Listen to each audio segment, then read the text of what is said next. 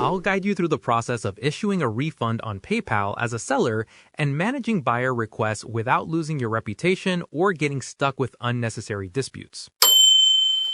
If you're ready, click the subscribe button. Let's get started. To issue a refund on the web, go to paypal.com and click the Activity tab at the top of your dashboard.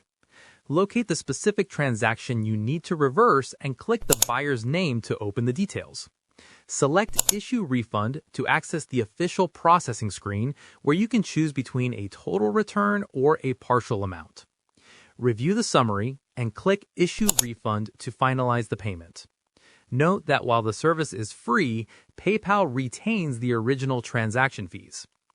If the buyer has already opened the formal dispute, you must issue the refund through the Resolution Center to ensure the case closes correctly. Navigate to the Resolution Center.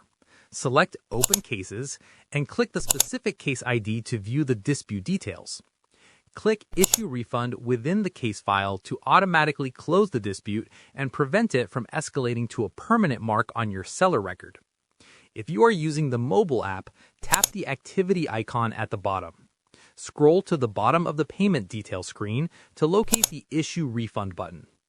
For payments sent via friends and family, navigate to the Send tab to manually return the funds, as these personal transfers do not include a standard refund button.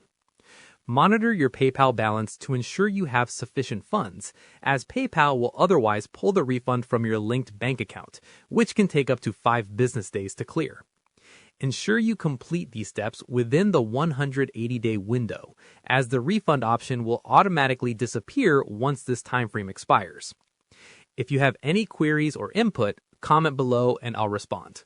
Click this card for a curation of our best video tutorials, and check the description below for more. Thanks for watching.